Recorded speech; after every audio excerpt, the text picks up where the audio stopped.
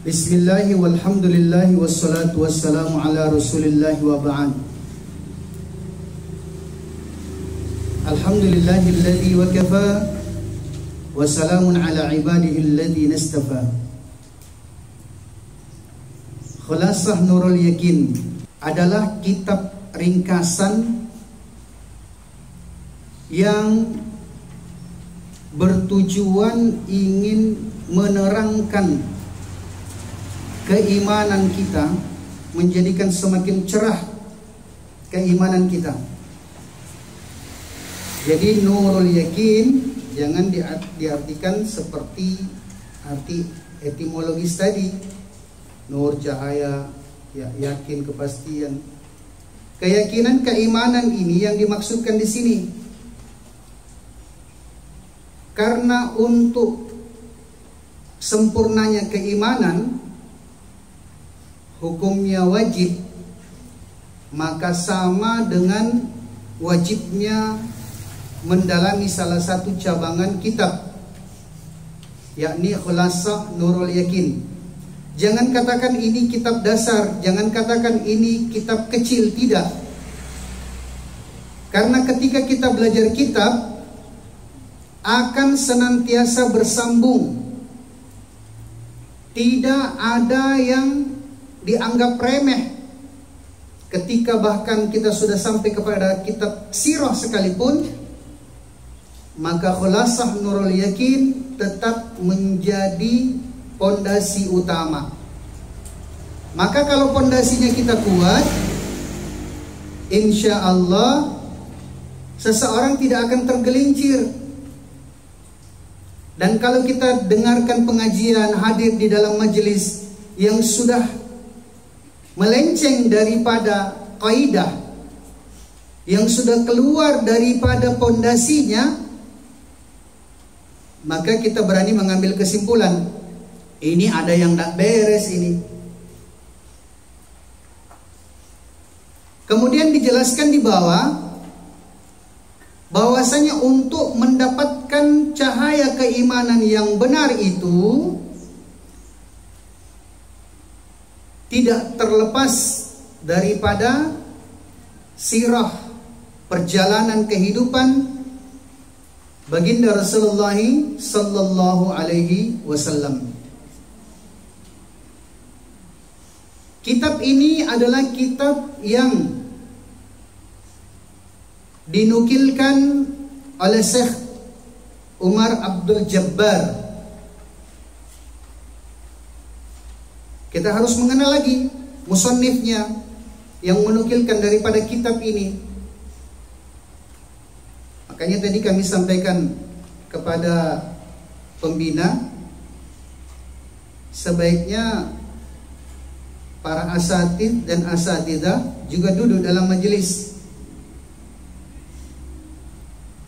Karena syarahnya ini Masya Allah, kalau kita bisa dapatkan akan lebih mudah lagi nanti untuk kita mengajarkannya.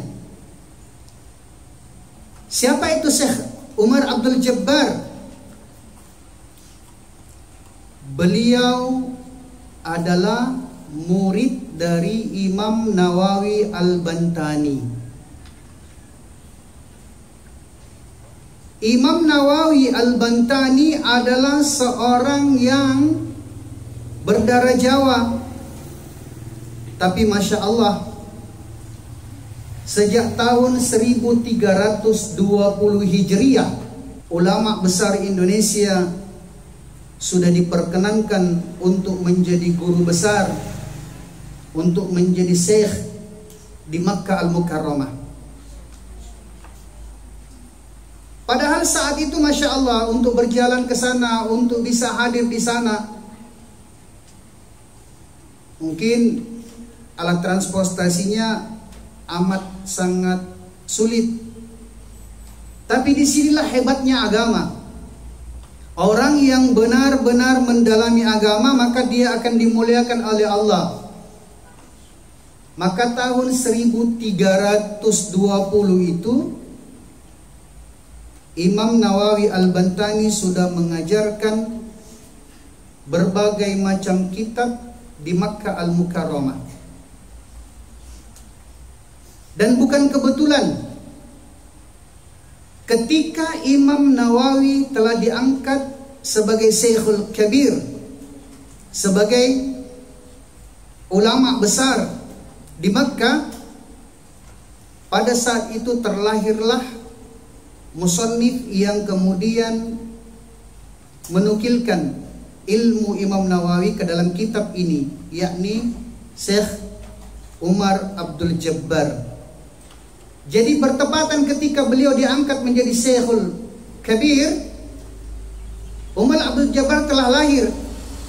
Dan aurah natijah daripada taklimnya, nur, cahaya keilmuan daripada Imam Nawawi hafizahullah, itu ternyata Masya Allah terkesan sampai ke dalam hati seorang bayi yang namanya Umar Abdul Jabbar, sehingga dia selalu didekatkan dalam majelis. Meskipun kelihatannya dia belum pandai berbicara, bahkan banyak orang yang mengatakan bayi itu belum mendengar. Tidak, bayi itu sudah mendengar. Bahkan bayi di alam rahim saja sudah mendengar. Maka jangan heran kalau ada bayi yang begitu dia lahir sudah langsung merepotkan, bikin susah, bikin sulit dan sebagainya. Kenapa? Karena ketika dia di alam rahim, yang selalu didengarkan adalah maksiat. Yang selalu meliputi dia ini adalah pembicaraan gosip, ghibah dan sebagainya. Dosa ibunya ini telah kemudian menjadikan cikal bakal anak yang dilahirkan ini pun juga nanti akan menjadi ngengkel. Jadi kalau ada santri yang ngengkel, sudah tidak usah terlalu repot, tidak usah terlalu jauh dilihat. Semua manusia ini terlahir dalam keadaan fitrah, tetapi fitrahnya ternodai dengan sebab lingkungannya sendiri. Maka Masya Allah, sampai usia mumayyiz antara 5 sampai 7 tahun, Syekh Umar Abdul Jabbar sudah terbiasa duduk dari pagi sampai tengah malam di dalam majelis dengan melipat tangannya, dan beliau tidak seperti kebanyakan anak-anak yang lain. Beliau melipat tangannya pun juga itu mendapatkan ilham langsung daripada Allah, tidak menyilangkan jari kiri dan kanan. Makanya jangankan orang umum, santri saja ketika mendengarkan pengajian menyilang-nyilangkan jari kiri dan kanan bertautan, masuk satu sama lain. Saya tak bisa contohkan, tak mau contohkan. Guru kami jelaskan bertautan, jari kiri dengan kanan itu bertautan, bersilangan. Itu kan bisa kita rasakan seolah-olah enak, seolah-olah kemudian bisa kelihatan santai. Tidak, itu adalah tipu daya iblis.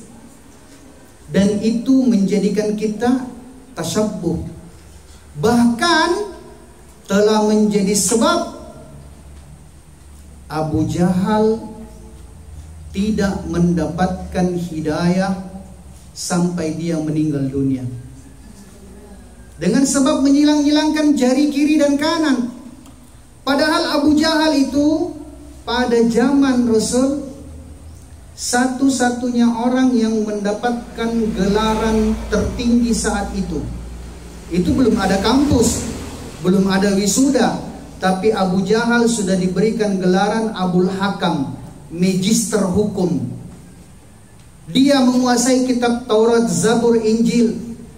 Tapi ada kebiasaan buruknya, selalu menyilangkan jari kiri dan kanan. Makanya jangan dianggap remeh ini kebiasaan buruk. Termasuk kebiasaan buruk itu adalah ketika menganjurkan seseorang untuk berbuat baik, sementara dia sendiri mencontohkan yang tidak baik. Wala tulqu bi aidikum ila tahluka. Jangan engkau binasakan dirimu. Jangan cuma yang belajar saja mau adab, Yang mengajar juga kita ini perlu adab ta'zim. Guru-guru kami ini Masya Allah, sampai seorang Syekhul Hadith di Islamabad, Syekh Abdul Basit, beliau itu ketika ingin belajar nangis dulu. Bahkan guru kami juga yang di Pakis, Kiai Syamsul Ma'arif, beliau itu sebelum ngajar nangis dulu. Saya tanya kepada mereka, Tuan Guru, kenapa Tuan Guru menangis dulu? Dia bilang, saya tak punya daya upaya, saya tak punya kemampuan, saya tak mau hanya sekedar mau mengisi otak kalian, tapi saya mau mengisi hati kalian. Ilmu itu kalau sudah disimpan cuma disimpan di kepala saja, gunanya untuk membodohi orang. Tapi kalau ilmu itu terhunjam sampai ke dalam hati, maka Masya Allah akan kemudian menjadi pencerah. Tapi hanya hatilah juga.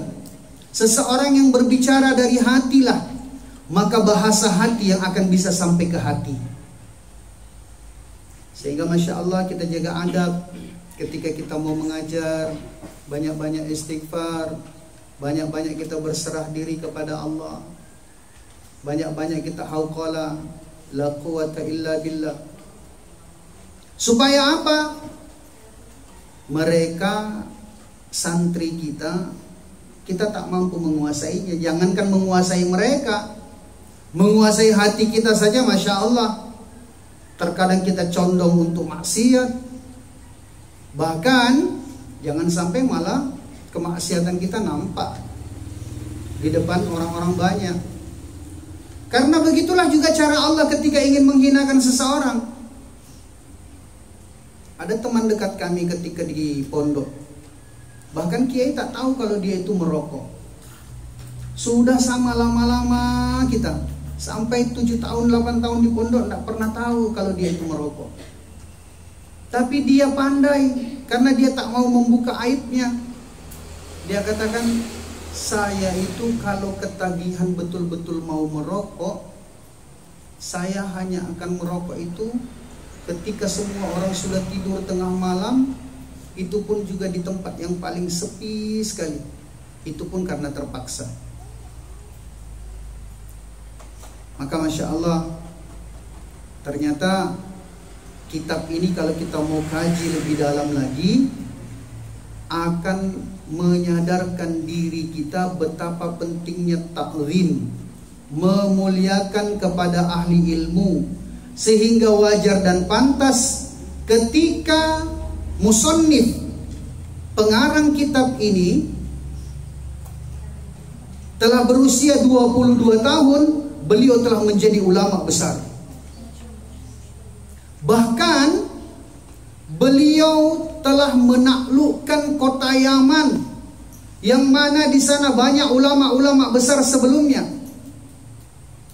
Maka pada saat dia usia 22 tahun, disitulah beliau kemudian berjalan ke San'ah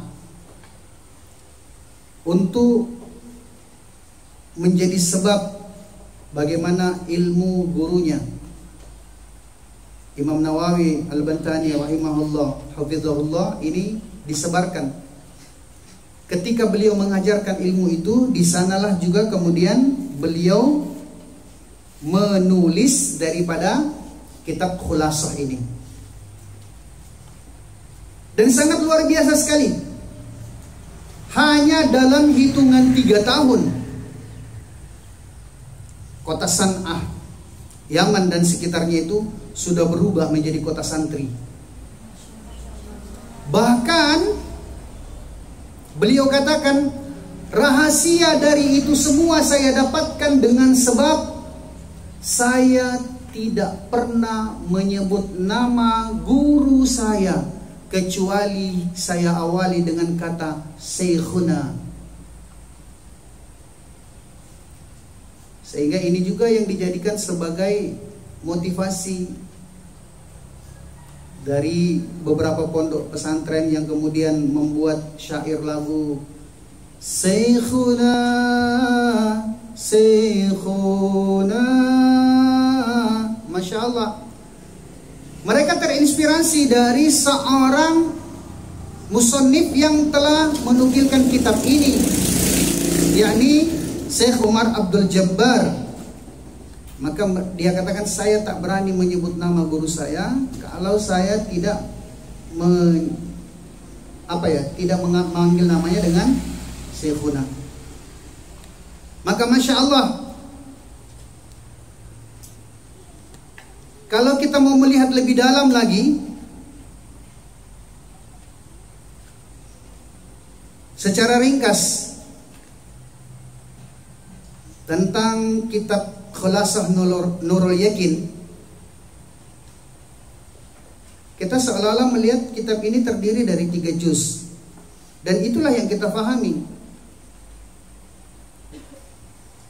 Maka musannif sendiri, beliau telah jelaskan bahwasanya kitab Khulasah Nurul Yakin ini sebenarnya hanya terdiri dari 2 juz saja,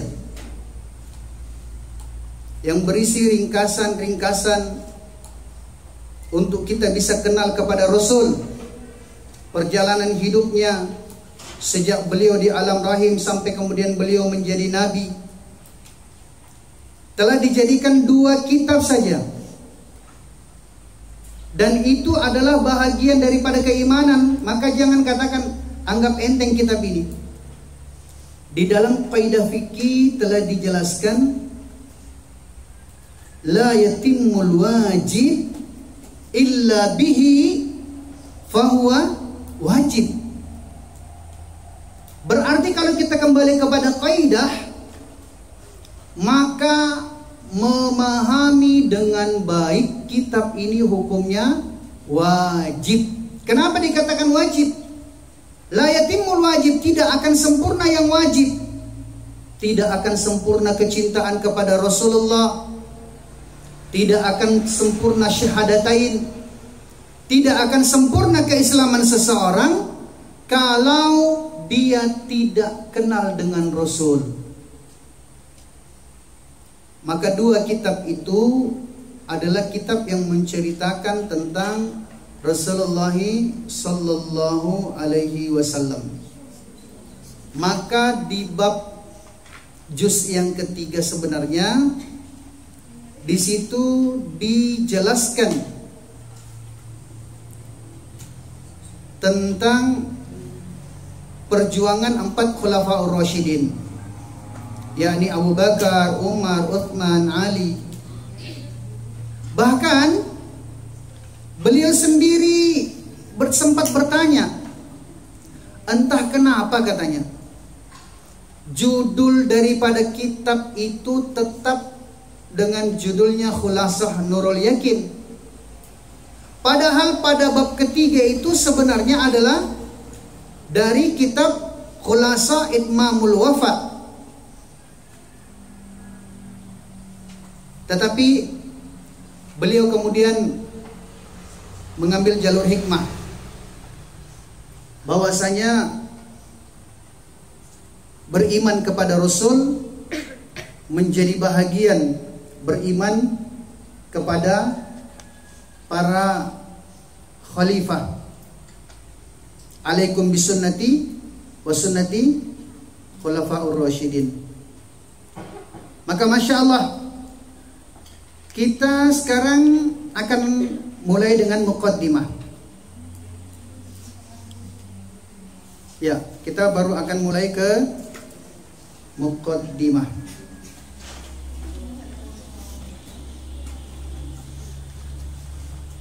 Dari muqaddimah kitab ini kita lihat, di muqaddimah kitab ini diawali dengan kata Bismillahirrahmanirrahim. Jangan kita anggap sepele kalimah Bismillahirrahmanirrahim. Ini adalah kalimah yang agung, ini adalah kalimah yang mulia, yang bahkan kemudian kalimah yang akan menyelesaikan masalah-masalah kita. Sejauh mana keyakinan kita, kefahaman kita tentang kalimat ini, maka perlu kita fahami dari kata Bismillahirrahmanirrahim, semua berisikan dengan nama Allah. Ada ismun, ada Allah, ada Ar-Rahman, ada Ar-Rahim. Tetapi kok dipilih di awal kalimat itu dengan huruf ba, harful jar, yakni ba, bukan dengan huruf yang lain. Santri terutama yang sudah naik kelas 3, wajibu alaikunna, wajib bagi kalian ini untuk menghafal harful jar. Min ila an ala fi rubbabika liwabi takhala ada hasya munzu hatta, supaya nanti mudah untuk diaplikasikan.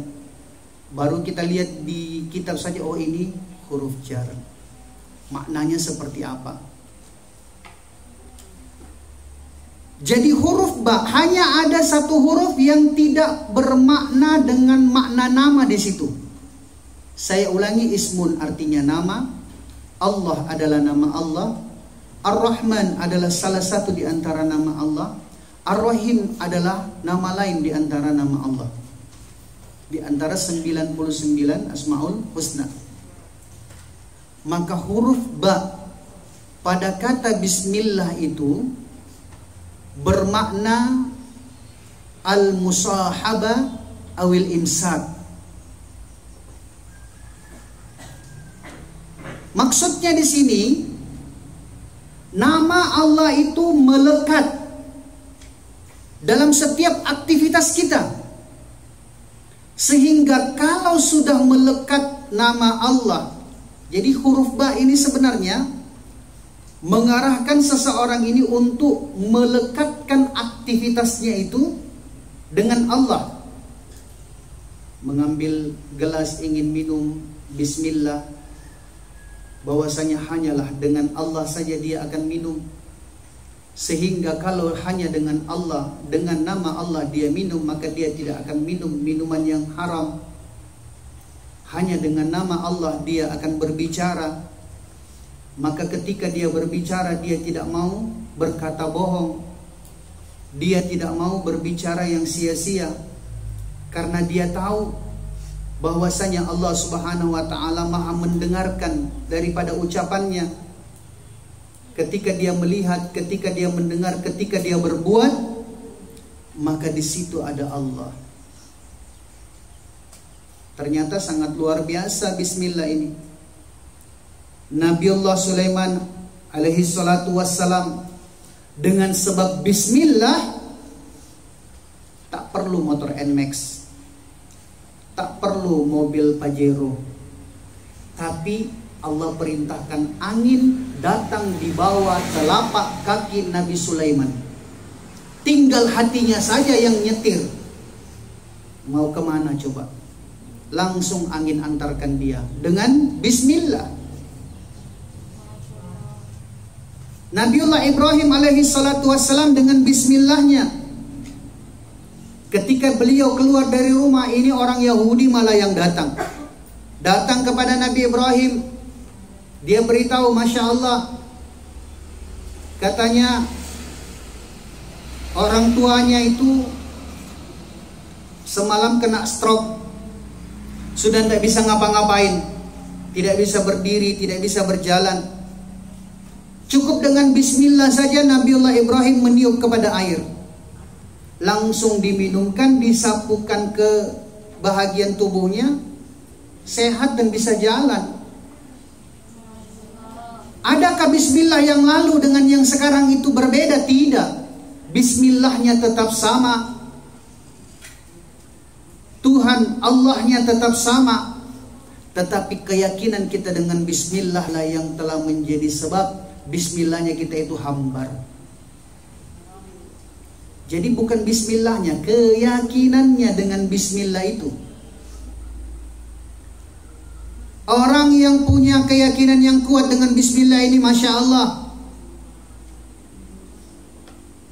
bahwasanya huruf ba yang telah menjadikan majrur kata ismi itu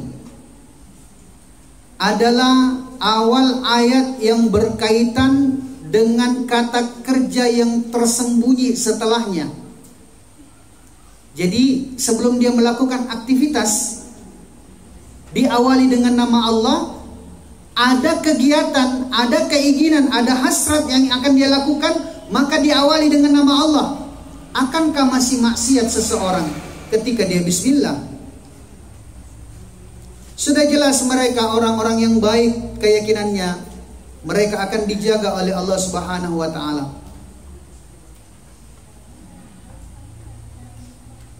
Maka dikatakan dalam kaidah bahasa Arab bahwasanya jar majrur itu harus memiliki kaitan dengan kata yang tersembunyi setelahnya. Meskipun tidak kita ucapkan, terbetik dalam hati kita apa yang akan kita lakukan, maka insya Allah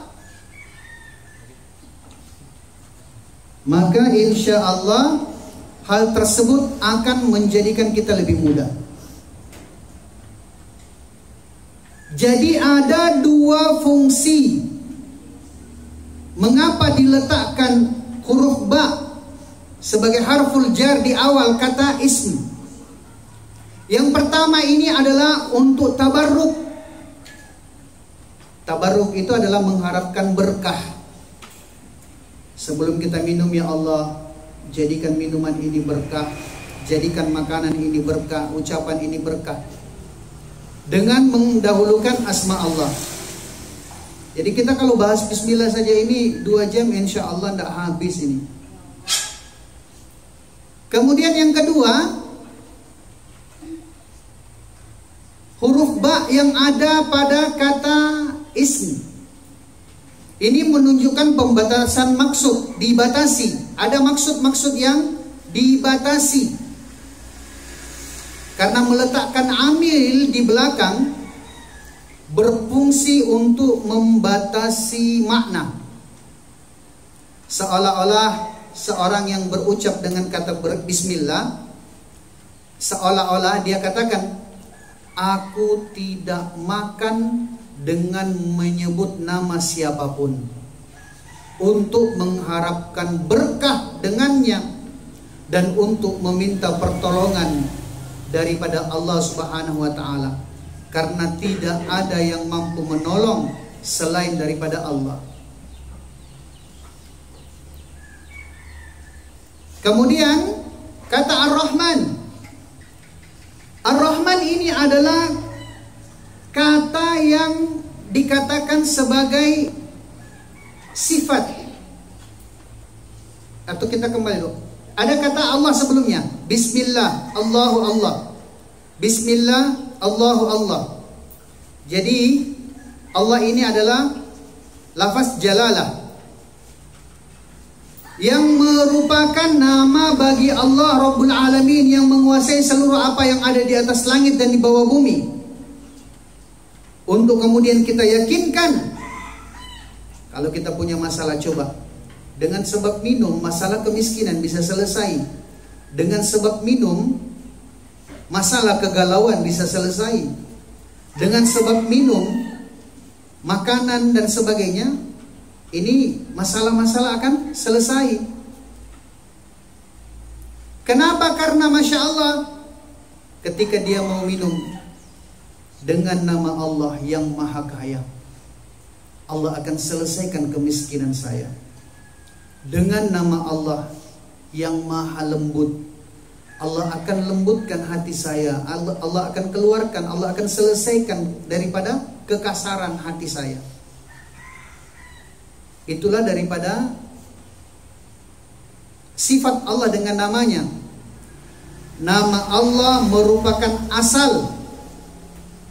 Nama Allah di sini adalah nama yang utama, di antara nama-nama yang selainnya. Karena nama-nama selain daripada nama Allah itu adalah nama yang dikatakan tabi'us sifat, nama yang mengikut kepada sifat-sifat Allah. Seperti Ar-Rahman. Sifat Ar-Rahman dengan Ar-Rahim jangan diartikan sederhana. Maha pengasih, maha penyayang. Ini seolah-olah kita mendangkalkan, melecehkan Allah. Maha pengasih. Ada juga sih yang bisa mengasihi saya selain Allah.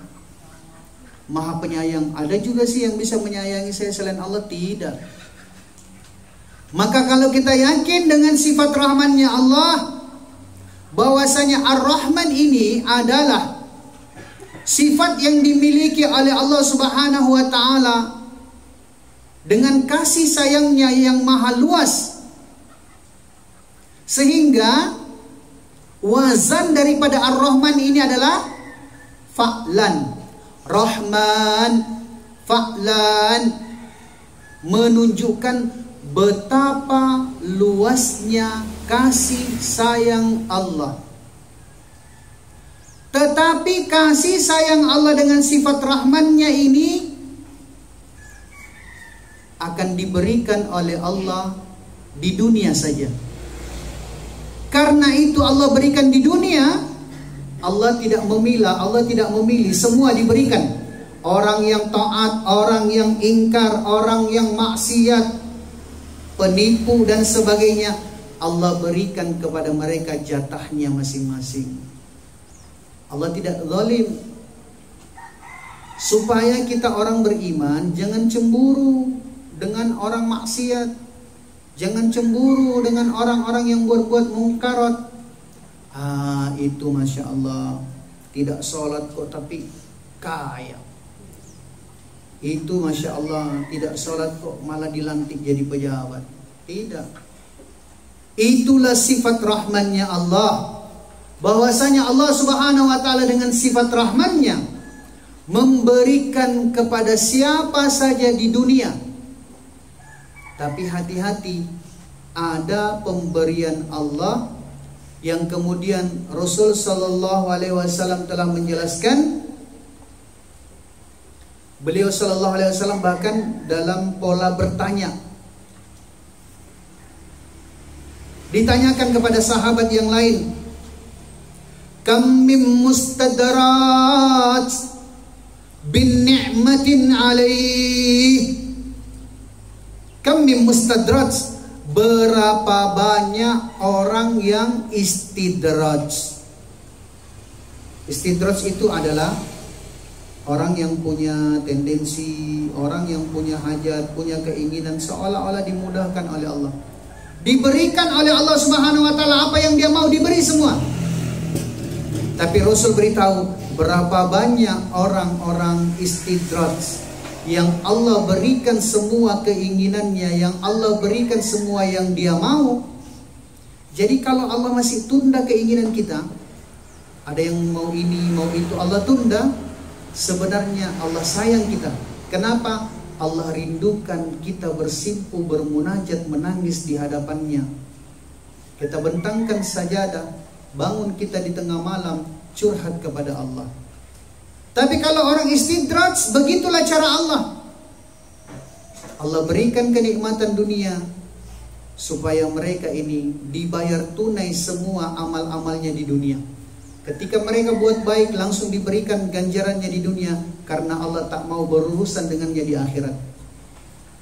Orang istidraj seperti itu, semakin banyak diberikan, semakin dia lalai, semakin dia ghaflah, semakin dia jauh daripada Allah. Sehingga kemudian begitulah cara Allah untuk kemudian menjadikan seseorang itu tereliminasi dari daftar penghuni surga. Tapi kalau Ar-Rahim, sifat kasih sayangnya Allah, yang Allah Subhanahu wa ta'ala hanya akan berikan setelah nanti kita di kampung akhirat.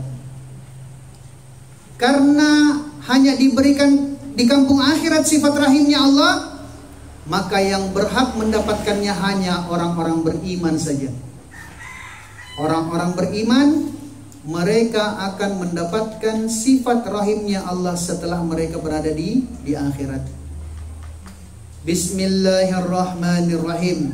Jangan kita anggap sepele lafaz ini, kita agungkan, hadirkan dalam hati kita keagungan dengan segala penjelasan yang telah disampaikan tadi. Alhamdulillah. Alhamdulillah segala puji. Jadi alhamdulillah ini jangan sekedar diartikan segala puji biasa. Alhamdulillah segala puji milik Allah. Bukan seperti itu yang dimaksudkan. Alhamdulillah yang dimaksudkan di sini adalah, ingat, kata li di sini bukan untuk, bukan bagi. Hati-hati kita akan salah menafsirkan ketika kita salah mengartikan. Karena jalan untuk menafsirkan ini diawali dengan mengartikan. Jalan untuk mengartikan ini harus kemudian mengetahui daripada kaidah dan sifatul huruf. Kata li di sini adalah kepunyaan. Hadzali, ini kepunyaanku. Hadzalaki, ya, ini kepunyaan kamu. Jadi kata li di sini pada kata lillah ini huruf jar juga. Min ila an alafi rubabikali, berarti kata ke-9. Alhamdulillah, segala puji lillahi, hanyalah milik Allah. Ini yang perlu difahami, bahwasanya segala puji-pujian itu hanyalah milik Allah. Maka kita memuji ini, yang berhak dipuji hanyalah Allah. Puji Allah, agungkan Allah, besarkan Allah. Hanya Allah yang memiliki kepunyaan Allah lah segala pujian. Manusia itu gila-gila pujian. Maka kalau ada yang seperti itu, kita memuji Allah, kemudian bersyukur, berterima kasih, itu baru benar. Jangan langsung memuji kepada makhluk, karena yang berhak dipuji hanyalah Allah. Alladzi alhamdulillah, segala puji hanyalah milik Allah. Alladzi, ini kata dikembalikan, dialah Allah yang hada ibadihi. Hada yahdi, hidayah. Kata ihdina, hada yang telah memberikan hidayah. Ibadahi, kepada hambanya. Hinya itu kembali kepada Allah. Biqisasil ghabirin, dengan kisah-kisah orang-orang terdahulu. Dan sebaik-baik kisah itu adalah perjalanan kehidupan Rasulullah sallallahu alaihi wasallam. Wa ja'alaha, dan menjadikan sinten Allah, dan Allah Subhanahu wa taala telah menjadikannya ibratan, pelajaran. Jadi pelajaran bukan seperti yang di buku, bukan. Karena kalau di buku kan belum tentu kita pelajari. Yang namanya pelajaran itu adalah orang yang mau mengambil pelajaran, mengambil hikmah. Itu baru namanya pelajaran. Kalau di buku belum tentu pelajaran itu. Boleh jadi itu tulisan, boleh jadi itu nukilan. Tapi seseorang dikatakan mendapatkan pelajaran dan pengajaran kalau dia datangkan dalam dirinya, dalam hatinya. Maka Rasul memberikan pelajaran. Bagaimana pelajaran yang diberikan oleh Rasul? Kunu mithlana, jadilah kalian seperti kami. Itu seruannya Rasul. Jadilah kalian seperti kami. Rasul beritahu, jadilah kalian orang taat. Rasul tidak sekedar memerintahkan saja. Ya, awal-awal penjajakan tentang ilmu agama, saya banyak juga belajar kepada guru-guru yang lain. Tapi saya lihat ini kok bicaranya tidak sama, omongannya tidak sama dengan perbuatannya. Ah, ini bohong ini. Tidak mau dah saya diajar sama orang seperti ini. Apa yang dibicarakan itu tidak ada dalam perbuatannya. Maka Masya Allah, menjaga perbuatan kita itu adalah bahagian daripada hidayah. Ya, itulah yang dikatakan ibrah tadi, menjadi pelajaran. Rasul beritahu kepada sahabatnya, kunu mitlana, jadilah kalian seperti kami. Seperti apa ya Rasul? Maka kalian lihat apa yang dibuat oleh Rasul. Kalian lihat seperti apa. Maka memang menjadi seorang pendidik ini berat juga sih. Di mana letak beratnya coba? Letak beratnya itu ternyata ketika kita mau menjadi panutan. Sekarang ini kan krisis panutan. Siapa yang mau dipanuti? Orang-orang di sekitar kita saja ini cuma bisa ngomong, tidak bisa jadi panutan. Tapi kalau kita bisa jadi panutan, Masya Allah, ya, menunjukkan akhlak kita, bicara kita, perbuatan kita, maka apa yang dilihat orang di sekitar kita, itu yang akan kemudian terkesan ke dalam hatinya, yang akan dibawa pulang ke rumahnya. Jangan sampai dilihat perbuatan kita nyeleneh dan sebagainya, dia katakan, bisa dipalik begini, bisa dipalik begitu, buktinya saya seperti ini dan seperti itu, tumbang, naudzubillah. Maka tidak usahlah kita menunjukkan persoalan-persoalan yang bersifat apa ya, kelalaian, apalagi maksiat, wa ja'alaha ibratan littabi'in, wa ja'alaha ibratan littabi'in, dan menjadikan pelajaran bagi orang-orang yang mau mengikutinya. Artinya kan kita belajar, tapi kalau kita tak mau mengikuti, kita tidak akan mendapatkan pelajaran. Jadi dapatkan itu sebagai pelajaran untuk mengikutinya. Kenapa? Karena ternyata natijahnya ini ila yaumiddin, ila yaumil qiyamah, ila yaumil akhir. Sampai di akhirat nanti.